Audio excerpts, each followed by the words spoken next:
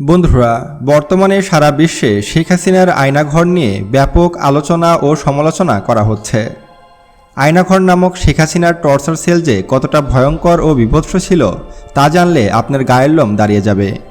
শেখ হাসিনার সরকারের পতনের পরে সন্ধান মিলেছে আয়নাঘর নামক এই গুমঘরের, যেখানে শেখ হাসিনার সরকার মানুষদের ধরে এনে ডিবি হারুনের নির্দেশে মানুষদের বন্দি করে বন্দীদের এমন এমন সব ভয়ানক নির্যাতন করা হতো তা জানলে আপনিও আঁতকে উঠবেন।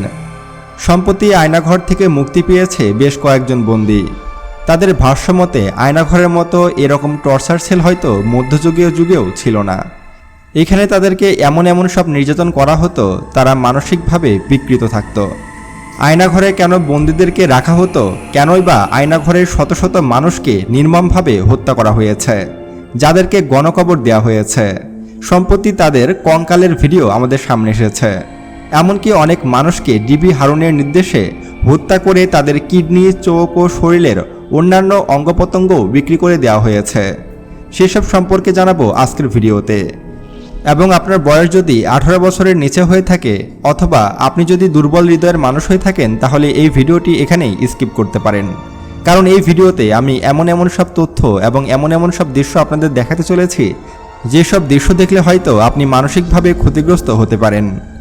তো বন্ধুরা, চলুন দেখে নেওয়া যাক শেখ হাসিনার আয়নাঘরের ভিতরে কি কি রয়েছে এবং ডিবি হারুন কিভাবে সবাইকে নির্যাতন করত। বন্ধুরা, শেখ হাসিনা ছিল বাংলাদেশের একজন স্বৈরশাসক। তার সময় তিনি তার ইচ্ছামতো যা মন চায় তাই করেছে। উন্নয়নের নামে বাংলাদেশের হাজার হাজার কোটি টাকা লুটপাট করেছে বিভিন্ন দেশে। ধারণা করা হচ্ছে এই পর্যন্ত শেখ হাসিনা প্রায় 93 বিলিয়ন ডলার বাংলাদেশ থেকে পাচার করেছে। আর এই পরিমাণ সম্পত্তি কিন্তু ভারতের 1 নম্বর ধনী মুকেশ আম্বানিরও নেই। তাহলে আপনি বুঝতে পারছেন যে বাংলাদেশ থেকে কি পরিমাণ টাকা পাচার হয়েছে বিগত কয়েক বছরে।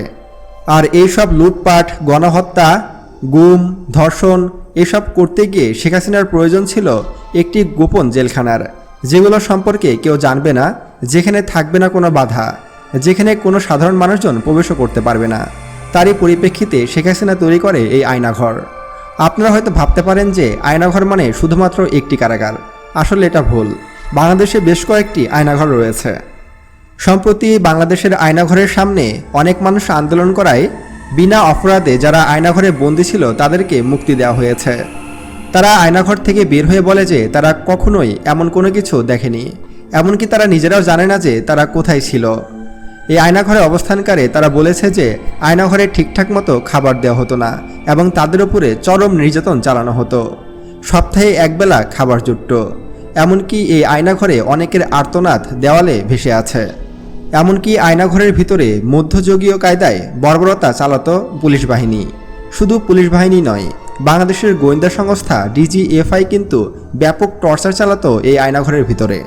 আপনাদের সামান্য একটু উদাহরণ দিই। এই আয়নাঘরে যারা সরকার বিরোধী ছিল, যারা জনগণের পক্ষে ছিল, যারা অন্যায়ের বিরুদ্ধে প্রতিবাদ করত, তাদেরকে নিয়ে ব্যাপক টর্চার করা হয়েছে। তাদের হাতের আঙুল কেটে ফেলা হয়েছে, তাদেরকে দড়ি দিয়ে বেঁধে ইচ্ছামতো পিটানো হয়েছে, সারা দিন রাত 24 ঘন্টা না খাইয়ে উল্টো করে বাথরুমের মধ্যে শুয়ে রাখা হয়েছে। আর এই আয়নাঘরের রুমগুলো এতটাই ছোট ছিল যে সেখানে কোনো মানুষ সঠিকভাবে বসতেও পারতো না। ছোট্ট একটি রুম যেখানে শোয়াও যেত না, সেখানে তাদের প্রসাব করতে হতো, পায়খানা করতে হতো এবং তার মধ্যেই থাকতে হতো। তাহলে একবার কল্পনা করুন কতটা নির্যাতন চালানো হয়েছে এই আয়নাঘরে। ধারণা করা হচ্ছে যে প্রায় 4 থেকে 5 হাজার বন্দীকে এইসব আয়নাঘরে বন্দি করে রাখা হয়েছিল এবং তাদের উপরে চরম নির্যাতন চালানো হয়েছিল মধ্যযুগীয় কায়দায়। আবার অনেক বন্দী তো মানসিকভাবে পাগল হয়ে গেছে। একজন সুস্থ মানুষকে যদি প্রতিদিন অত্যাচার করা হয় তাহলে তো সে পাগলই হয়ে যাবে। অনেকে আয়নাঘর থেকে বের হয়ে সে নিজেই চিনতে পারছে না যে কোথায় তার বাড়ি, তার সাথে কি ঘটেছিল বা তার কি হয়েছিল, সব কিছুই তারা ভুলে গেছে।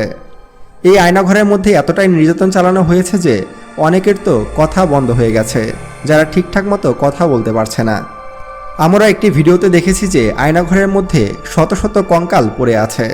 তবে এটি আসলে বাস্তবে আয়নাঘরের ভিডিও কিনা বা অন্য কোনো ভুয়া ভিডিও সেটা বলা যাচ্ছে না এখনই। হতে পারে এটা আয়নাঘরের অপর কোনো চিত্র বা অন্য কোনো আয়নাঘরের ভিডিও। তবে আমার মতে এই ভিডিওটি সঠিক নাও হতে পারে। তবে বাস্তবে যে আয়নাঘর কতটা ভয়ঙ্কর ছিল তার বর্ণনা দিয়েছে যারা আয়নাঘরে ছিল তারা। অনেকে তো এখনও কথা বলতে ভয় পাচ্ছে। যদি তাদেরকে আবারও আয়নাঘরে পাঠিয়ে দেওয়া হয়, মানুষ কতটা বিকৃত মস্তিষ্কের হলে তারা এমনটা বলতে পারে তা ভাবা যায়। এই আয়নাঘরকে আমরা চাই যেন গুঁড়িয়ে দেওয়া হয়, কিংবা বর্তমানে যেসব এমপি মন্ত্রীদেরকে আটক করা হয়েছে তাদের যেন এই আয়নাঘরে বন্দি করা হয়। এটাই আমার দাবি থাকবে। বর্তমান ছাত্র সমাজ কী করছে? তারা কি পারছে না এইসব আওয়ামী লীগ নেতাদেরকে এই আয়নাঘরে বন্দি করতে? তাদেরকেও মধ্যযুগীয় কায়দায় নির্যাতন করা হোক, তাদেরকে একেবারে ফাঁসি দিয়ে দিলে তো শেষই হয়ে গেল। তাদেরকে আমরা ফাঁসি দিতে চাই না, তাদেরকে আমরা তিলে তিলে মারতে চাই। বন্ধুরা, শেখ হাসিনা তো বাংলাদেশ ছেড়ে পালিয়েছে, কিন্তু রয়ে গেছে তার কুলাঙ্গার ছাত্রনেতারা, যাদের দাপটে এতদিন শহরে বের হওয়া যেত না, গ্রাম অঞ্চলেও থাকা যেত না। অবশেষে শেখ হাসিনার পালনের মাধ্যমে আমরা কিন্তু স্বাধীনতা পেয়েছি। আমাদের স্বাধীনতার বয়স কিন্তু 3 দিন। আর এই 3 দিনে যে পরিমাণ জ্বালাও পোড়াও, আগুন, লুটপাট, গুম, হত্যা, চুরি, রাহাজানি দেখেছি, তা হয়তো বিগত 14 বছরেও আমরা দেখিনি। বর্তমানে বাংলাদেশের আইন ব্যবস্থা একদম ভেঙে গেছে। যে যার মতো লুটপাট করছে, যে যার মতো যা ইচ্ছে তাই করছে। আসলে এমন স্বাধীনতা তো আমরা চাইনি। আমরা চেয়েছি সব কিছু একটা নিয়মের মধ্যে আসুক, সব কিছু সৎভাবে হোক, সুষ্ঠুভাবে হোক, বাংলাদেশ আবারও এগিয়ে যাক। কিন্তু আমরা যা দেখতে পাচ্ছি যে বাংলাদেশ হয়তো আরও পিছিয়ে যাবে। এই জাতি যে অসভ্য জাতি আর এই জাতি যে মূর্খ জাতি তা আবারও প্রমাণ করে দিল এই গত 3 দিনের মধ্যে। আমরা স্বাধীনতা চেয়েছি, তার মানে এই নয় যে আমরা জ্বালাও পোড়াও, হত্যা, গুম, রাহাজানি এসব চেয়েছি। কিন্তু আমরা তো বাঙালি, আমরা তো এসব কাজে ওস্তাদ। এমনকি জাতির জনক বঙ্গবন্ধু শেখ মুজিবুর রহমান, যার জন্য আমাদের বাংলাদেশ স্বাধীন হয়েছে, তাকেও অপমান করতে বাদ দেয়নি আমরা। তার মূর্তি সব ভেঙে ফেলেছে।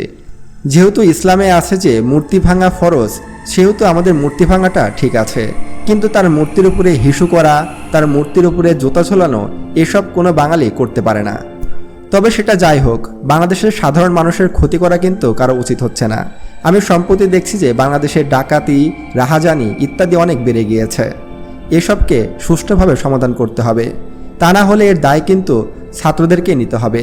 যে ছাত্ররা আন্দোলন করে শেখ হাসিনাকে বাংলাদেশ থেকে তাড়িয়ে দিয়েছে, স্বাধীন বাংলাদেশের আশায়, সেই ছাত্রদেরকেই কিন্তু আবার সব কিছু গুছিয়ে নিতে হবে। এখন আমরা স্বাধীন, এখন আমরা চাইলে সব কিছুই করতে পারবো। আসুন আমরা সকলে মিলে সুন্দরভাবে দেশটাকে গড়ি, দেশটাকে নতুনভাবে সামনের দিকে এগিয়ে নিয়ে যাই। কে আওয়ামী লীগ, কে বিএনপি, কে ছাত্রলীগ, কে অন্য কোনো দল, সেসব দেখার বিষয় এখন না। এখন আমাদের সবারই লক্ষ্য দেশটাকে এগিয়ে নিয়ে যাওয়া। কারণ বাংলাদেশ অনেক পিছিয়ে গেছে। আমাদের রিজার্ভের অবস্থাও কিন্তু খুব একটা বেশি ভালো নয়। তাই আমাদের সকলকে কাঁধে কাঁধ মিলিয়ে কাজ করতে হবে। আর শেখ হাসিনার আয়নাঘর সম্পর্কে জেনে আপনার কেমন লাগলো তা অবশ্যই কমেন্ট করে জানাতে পারেন। আর আজকে এ পর্যন্তই, দেখা হচ্ছে পরবর্তী ভিডিওতে। আল্লাহ হাফেজ।